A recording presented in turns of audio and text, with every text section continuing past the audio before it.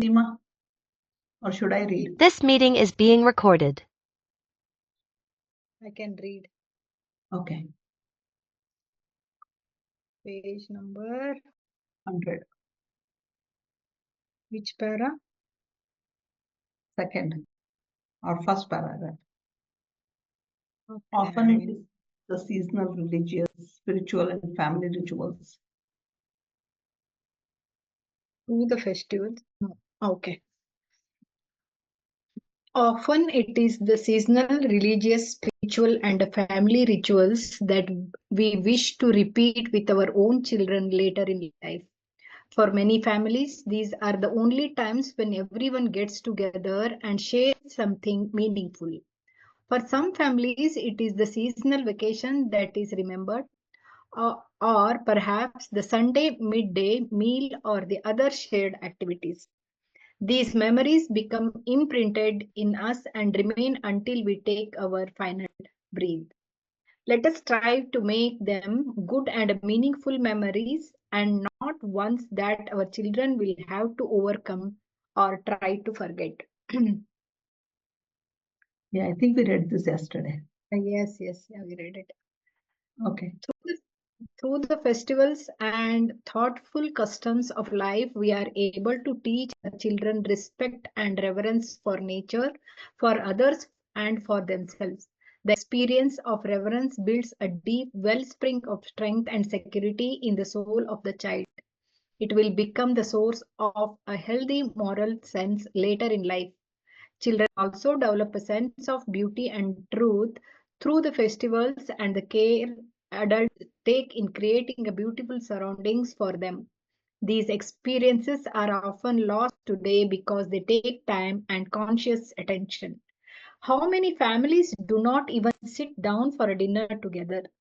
Or worse, how many have television or other distraction during dinner, or even worse, all day long? How can we ever instill reverence in children in an environment which is designed to do the very opposite, where nothing really matters?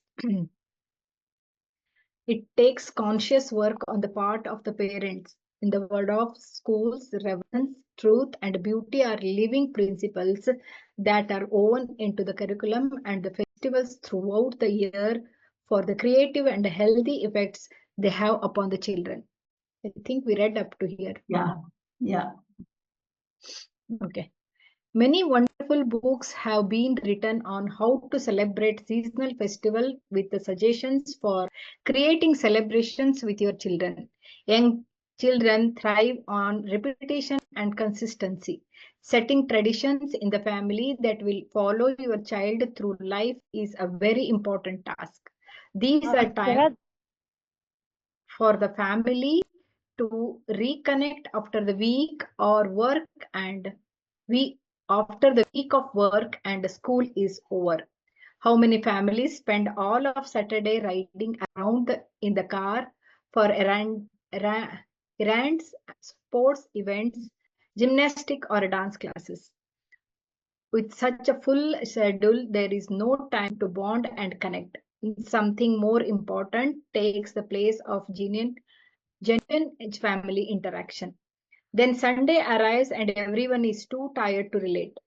Yet doing something special and regularly together helps to build a healthy family dynamic and history. Yeah, it is very essential. Even though we have a hectic weekend, lots of things to do, if we can slow down, breathe, pay attention, be aware, we can still have that connection with the children and the family. Many a times we want we as adults have our own restrictions that we want like this only, from this store only. I have to cook all of these. This house has to be this particularly clean. And we just add on to that pile. So see where you can avoid certain things, engage everybody to do certain things, and slow down. It helps a lot in building the relationship. All right. My mom always made animal pancakes on Saturday morning, and the neighborhood kids would show up at the back door wanting to join us. There was always room for one more. Daddy was in charge of Sunday breakfast. He would make a big sit down breakfast, and everyone was expected to be there. The rest of the week, we were on our own for a cold cereal and toast. We got ourselves off to school and would yell up to the school second floor for our parents to throw down our lunch money for school. The coins would often fall down into the heating grate, and we would have to scramble to fish them out before the bus came. Finally, we learned to throw our jackets over the gate. I still do not know why they did not give us the money the right night before. This is a very typical US scenario, where children buy, there's a school cafeteria and children buy lunch over there. And school bus coming very close to the home to pick up and all of that. Yeah, what he's trying to make a point here is they had a weekend rhythm. Weekdays were chaotic, but weekend, they made sure that this happened every single weekend. And that also is a great opportunity for children to understand that, yes, my parents are busy, but they'll make time for me on the weekend. And children start looking forward to those weekends. So it's not necessary that we have to spend every minute with our child, but whenever we do, we bond very well. And whenever we can't, we don't rub off on each other. We know that we are going to be busy and we'll just manage with what is there. Yeah. Correct. Yeah. Traditions are events that we look forward to, like going to summer camp or eating a special dinner on birthday or at festival times. Traditional meals and dishes at festivals mark the passing of time through the generations. This is especially true in today's world of fast food, fast paced, not enough time lives, in which we have been brainwashed into believing we need more and more things to be the consummate consumer even when we do not have the money. Just put it on credit. Well, this does not work with children. It makes them anxious, nervous, fearful, and depressed. It undermines their very sense of self, security, and trust in themselves and the world. The traditions that are filled with the real smell, taste, colors, words, songs, and people who loves us can heal these wounds of our times. These good memories will grow throughout their entire lives and will continue to be passed down through the generations. Yeah. I mean, this is again a culture that is coming in our country as well. Put it on credit. It was more of a Western culture. You don't have money, you use the credit card.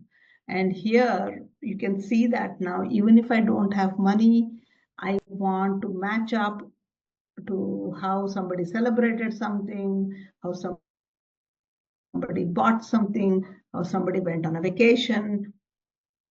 And at some level, that we do with children as well, and unfortunately it does not work.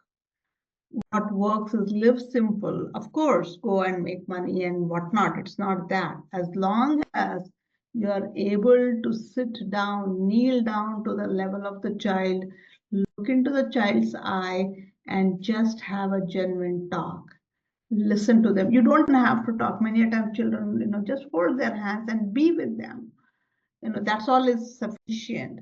But and if that's something, every Sunday morning you went out for a walk with your child before sunrise and you sat on some rock, looked at the sunrise, you came back home. You don't have to do anything. That's something the child will cherish 25, 30 years from now.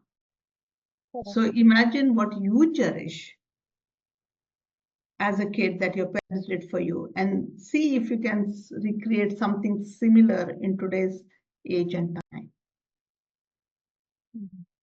Yes. All right. Rhythm of sleeping and waking. Why do some children experience difficulty getting a good night's sleep? Why is it so difficult for them to fall asleep and others struggle to wake up in the morning? What can we do to help these children? We are living in the world of sense impressions which are often not self created or self regulated. It is challenging even for adults to evaluate and digest the many incident impressions experienced in daily life without adding various media impressions. For our children, this task is sometimes impossible. The stress levels are so high in most of our lives that there hardly seems time to breathe. Yes, the operative word is breathe. We do not simply breathe with our lungs, but with our whole body and being.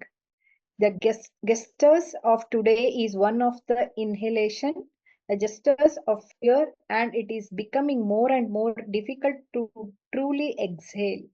Our whole rhythmic system is off balance and needs harmonizing. This has a direct impact on sleeping and waking. Yeah, we've forgotten to breathe.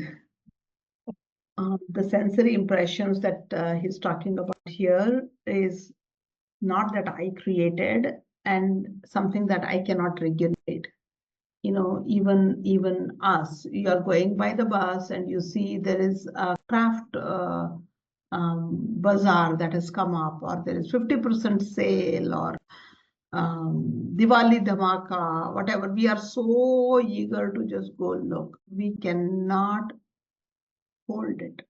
And we call everybody to tell them, and because my friend told I need to go, you know, this self-regulation is extremely difficult. And you get into a store, you will not just buy what you want. There's something, one additional thing you would have picked up.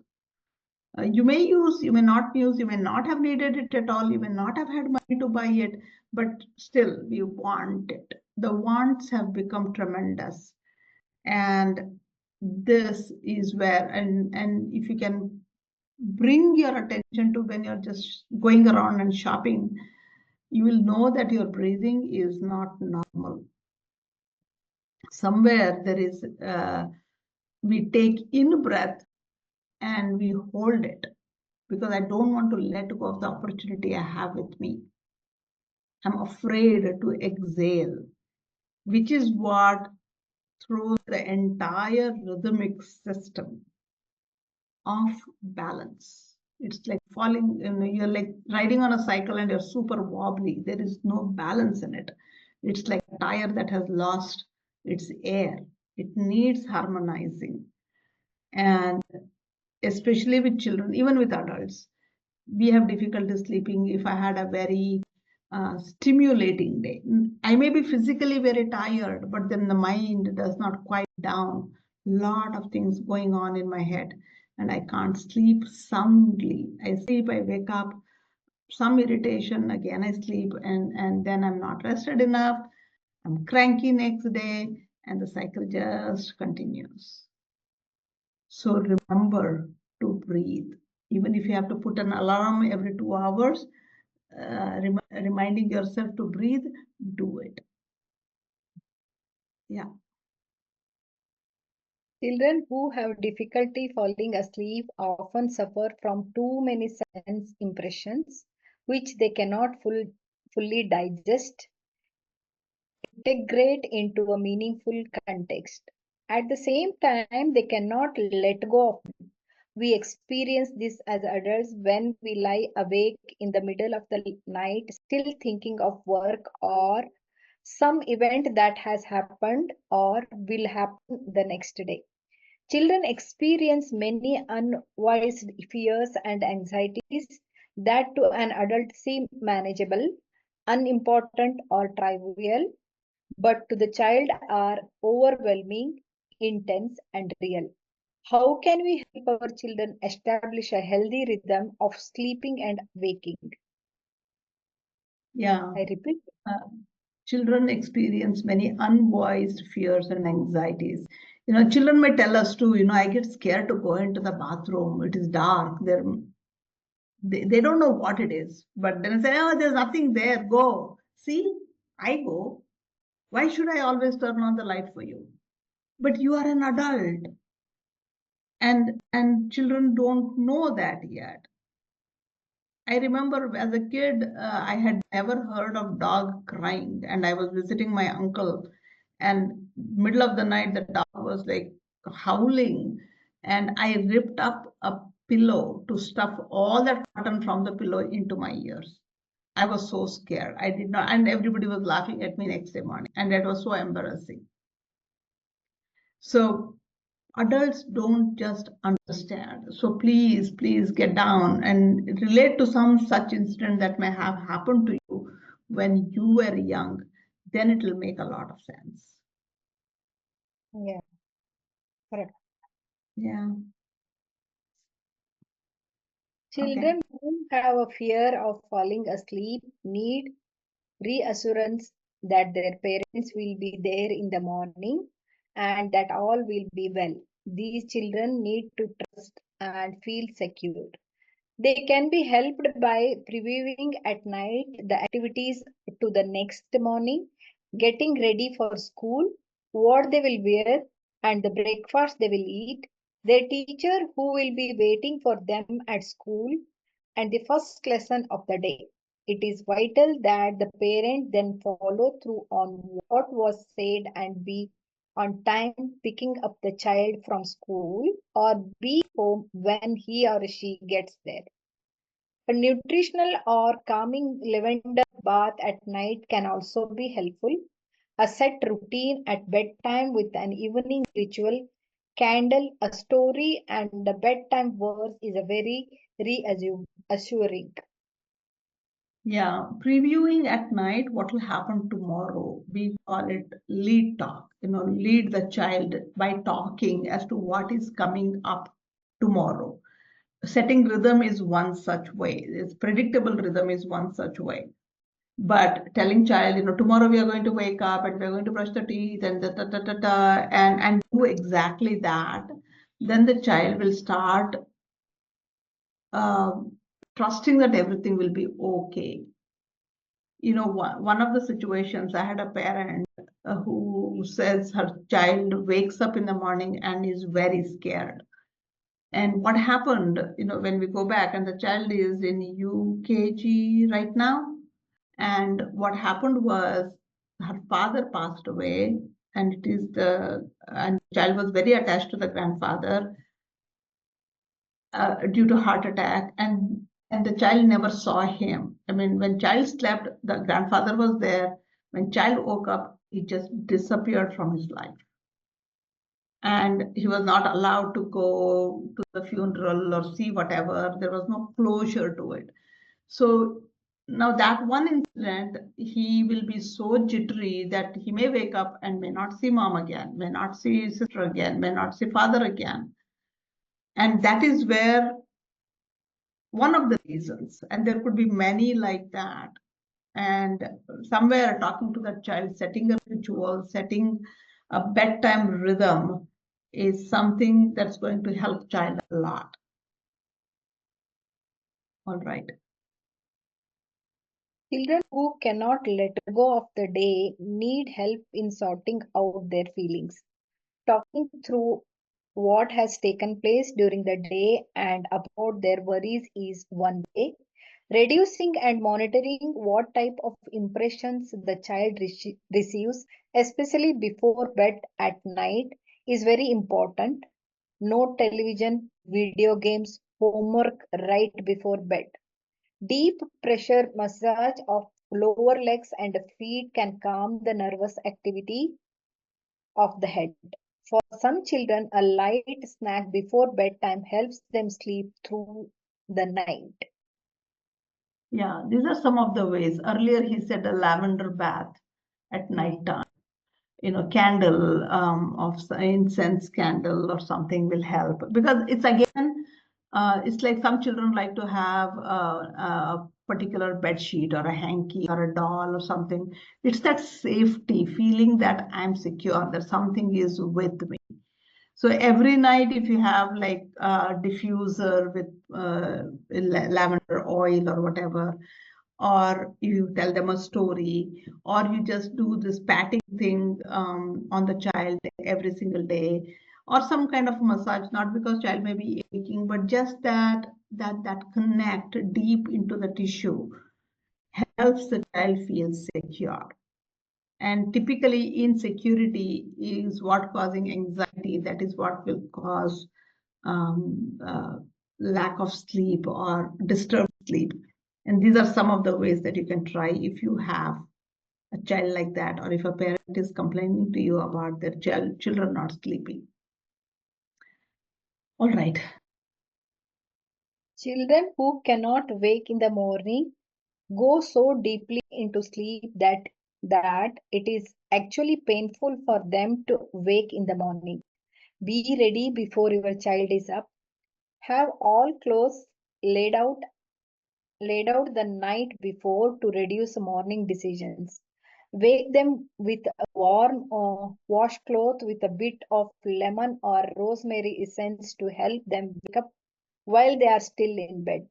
Get a warm drink in them, warm honey tea, before they reach the breakfast table.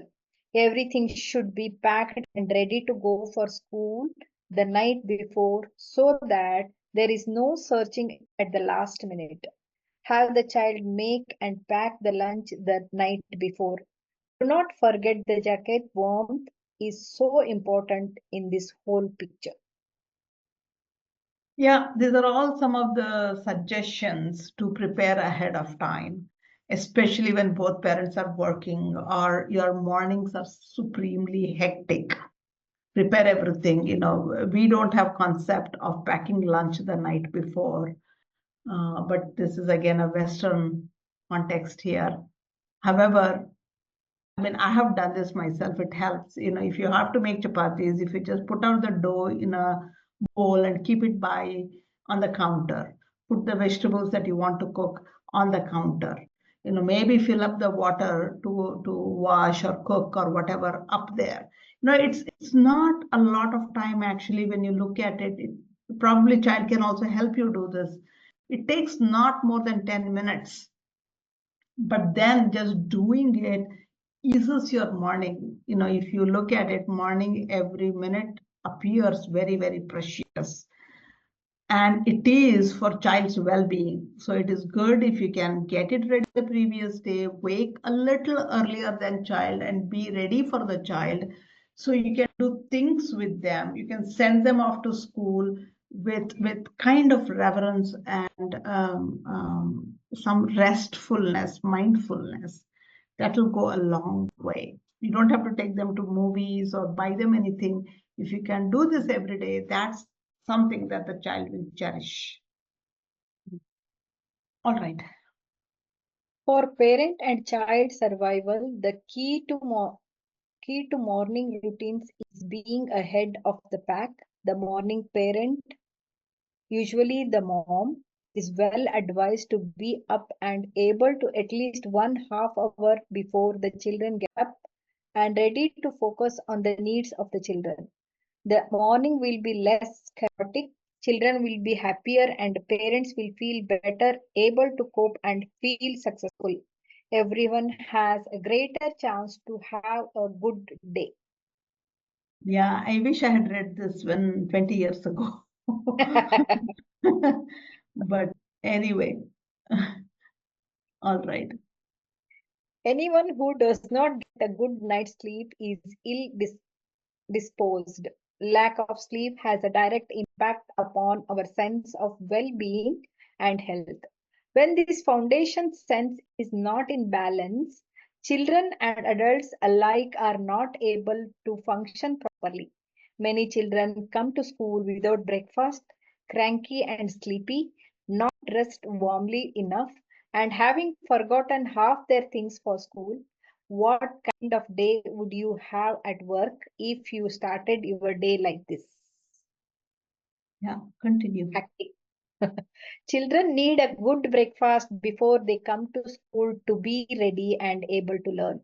Often, children today begin the morning on an empty stomach. no breakfast at all, causing them to be restless or listless, unfocused, and cranky. This creates many obstacles to learning and in social interactions. Plan ahead, even prepare or lay our breakfast the night before. Choose your battles wisely, determine what the real issues are, and deal with them appropriately. Children cannot put themselves to bed at night. A parent is required. The quality of the bedtime ritual will set the tone for the morning. If there is chaos at night, there will be chaos in the morning. How true, how true. Choosing your battles wisely is something important. Do you want to say no to everything, or do you want to say no to one big thing and the child just oblige? Yeah. Choosing battles is, do you want to wear this? Do you want to take that for lunch? Just oblige there. Don't pick on asserting your way. And some of the big ones, that are required for child to listen to you, like taking medicine when the child is sick, or not playing with certain friends, something like that. Whatever is that big battle for you is where you want the child to listen to you. If you say no to small things, then they will just tune you out. They just won't listen to us. So determine what the real issues are and deal with them appropriately. So begin observing, begin listening, become aware. That's the bottom line key. Yeah. Correct. Yeah. All right. Children who tend to wake in the night and crawl in with the parents, or who cannot fall asleep without a parent lying beside them, are children who tend to need more deep pressure touch to feel secure in their bodies. Children who are bedwetters sleep deeply and do not rouse when they need to urinate. These children can be helped with the therapeutic eurythmy addressed specifically to the kidney organization. Nightmares are often organically based or stem from emotional stress in the child's surroundings.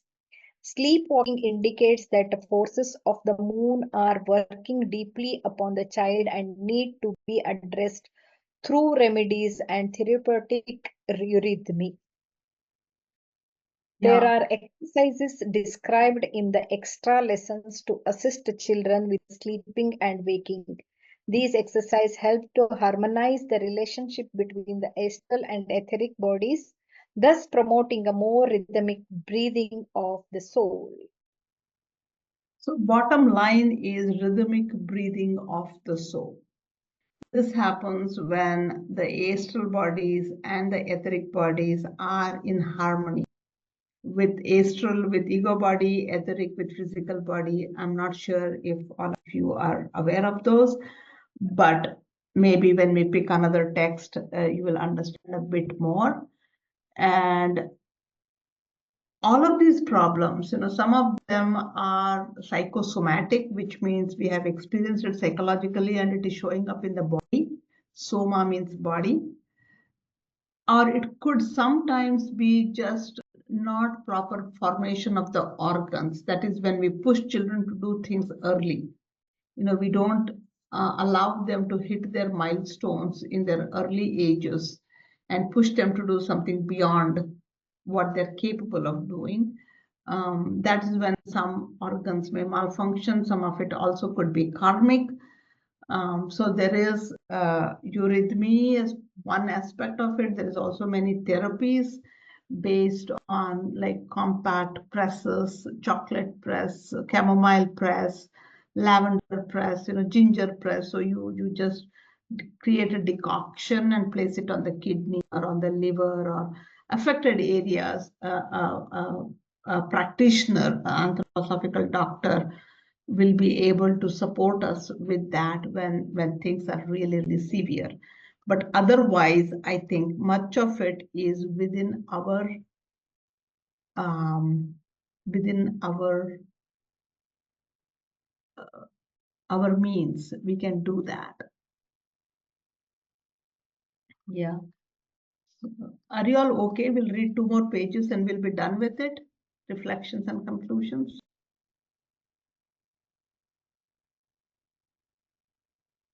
Yeah. So it's the last 2 pages of the lesson, of the reading. Can we, Seema? Do you have time? Yeah. Okay. Reflections and conclusions. Conclusion. The principal challenge of parenting is the day-to-day reality. We can train to be a good teacher through study, and we can create a fantastic and clever lessons for our students. But the proof of our effectiveness as a teacher lies in who we are, not in our showmanship. Who we really are, our authentic self, is revealed when we stand in front of the children and begin to teach. Not our knowledge alone, but who we were teaches the children. Yeah, remember that who we are is extremely important than how intelligent we are. That's the takeaway for us as teachers and also as parents. Yeah. This is also true for parents, who one is guides, nurtures, and educate the children. That is why it is so important to be always challenging oneself, learning, growing, adapting. Over the temple thresholds in ancient Greece were the words, "Man, know thyself." Everything comes back to us once we reach adulthood. We must begin to take responsibilities for our own actions or inactions, our intentions, and how they impact those around us. Yeah, always changing, always changing. Learn some new skill every day, read something new every day, make a new friend every day. That's the bottom line. And what it says is, man, know thyself, know yourself first, know your own limitation, know your own strengths. Only then you can impact people around you, including your children. Otherwise, just forget that. Yeah. Even with the wealth of information available to parents today, it still comes down to the daily routine, relationship, and progress of life. How do we meet each event presented to us by our children? How can we truly prepare ourselves to be awake and balanced in meeting their needs and educating them into life's wonder and challenge? How can we teach children to be healthy, honest individuals who have the courage to do their best even when life is challenging? As I say to my students, it is not that you fall down or fail. The important thing is that you have the courage to get up, learn from your mistake, and try again. By and large, we adults have promoted a false self-esteem in today's children and have enabled them in such a way that they do not always or often try their best, or we expect such a high level of perfection from them that they give up when they are not perfect. We have put children of all ages between a rock and a hard place. They need our help to get free of this entrapment. Entrapment. Yeah, they're Entrap, trapped. So they need our help to get untrapped. So have courage to face it.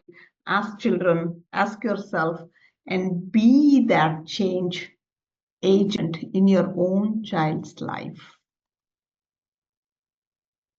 Yeah. All right.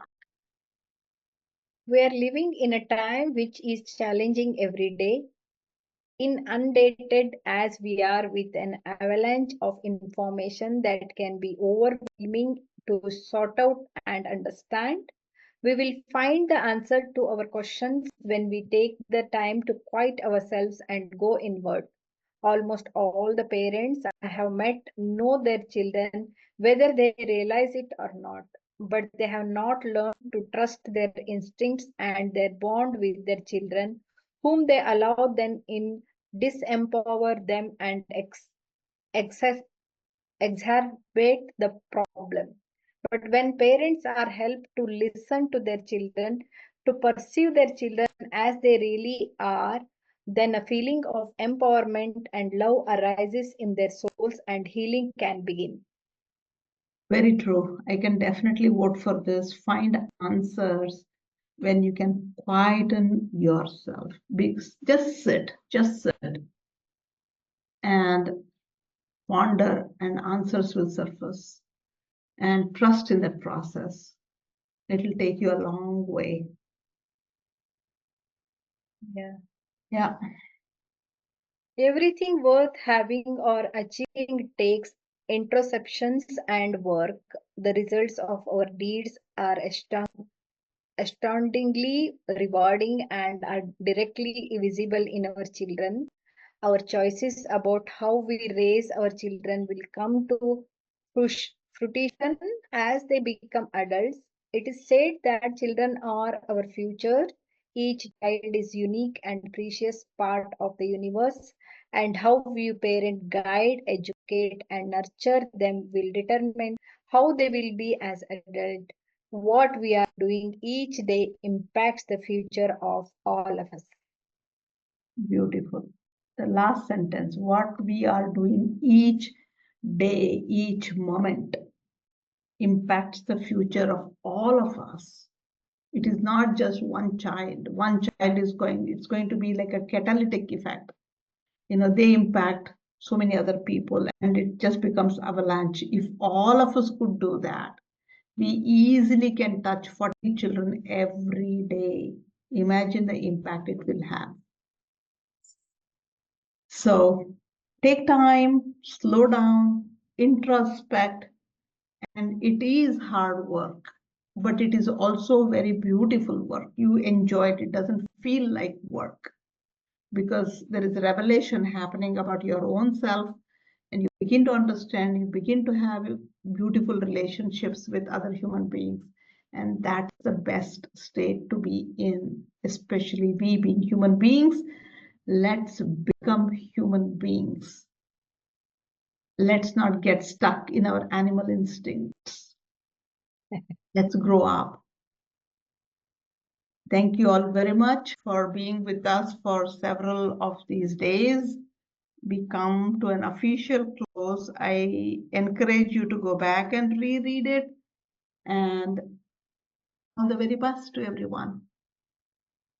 Thank you. Thank you for consistent reading.